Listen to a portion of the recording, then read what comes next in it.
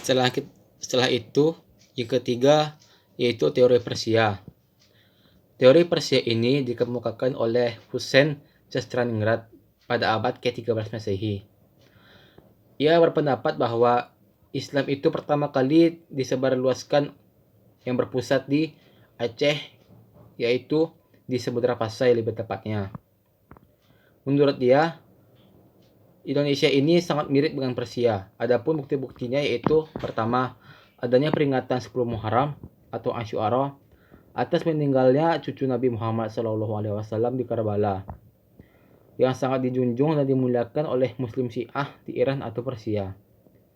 Nah, sedangkan di Sumatera Barat, peringatan tersebut dengan upacara tabwi juga sebagai tradisi di Pariaman. Sedangkan di Pulau Jawa ditandai dengan pembuatan babar. Yang kedua yaitu adanya kesamaan konsep ajaran Sufisme yang dianut oleh Syekh Al-Halqi, yaitu seorang sufi atau ulama yang berasal dari Persia. Yang ketiga yaitu adanya penggunaan istilah huruf Iran atau Persia dalam sistem mengeja atau untuk tanda-tanda bunyi harkat, contoh jabar, fathah, dan lain-lain. Yang keempat, adanya persamaan batu nisan Maulana Malik Ibrahim di Gresik, Jawa Timur, dan Malik Al-Saleh pada tahun 1297 Masehi di Pasai. Nah, berdasarkan hal tersebut, Husein pun berpendapat bahwa daerah yang mendapat pengaruh dari Persia itu adalah paham Syiah yang dibawa ke Indonesia. Yang terakhir yaitu teori Cina.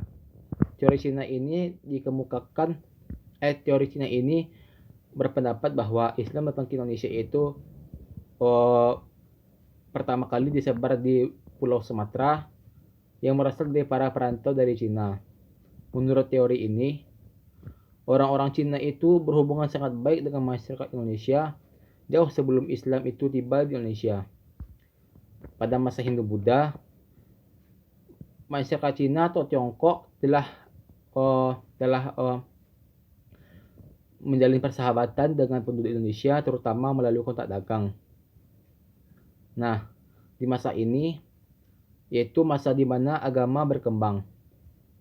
Menurut Sumanto, dalam bukunya Arus Cina Indonesia menyatakan bahwa menurut kronik atau sumber-sumber dari luar negeri pada masa dinasti Tang pada tahun 1960 di daerah Kanton, Zhanghao, dan Guangzhou.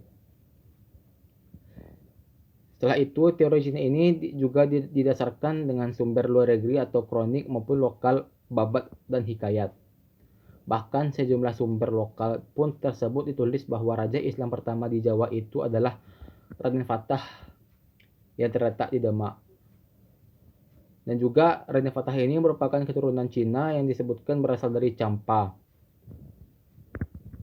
Berdasarkan sejarah Banten atau Hikayat Hasanuddin, gelar-gelar raja Islam ini atau gelar-gelar Raja Demak beserta para leluhurnya itu namanya itu ditulis dengan nama menggunakan istilah Cina seperti Jinben atau Cek Bancun atau Cancun serta Cucu.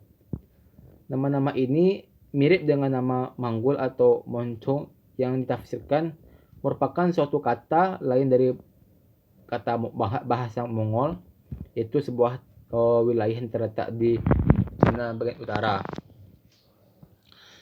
Nah, setelah itu pada dasarnya semua teori ini memiliki kelebihan-kelemahan dan juga tidak ada kebenaran yang mutlak atau hakiki. Dan Indonesia juga tersebar luas oleh para pedagang-pedagang baik itu Arab, India, Mesir maupun Persia. Mungkin sekian dari saya. Kalau ada kesalahan mohon dimaafkan. Assalamualaikum warahmatullahi wabarakatuh.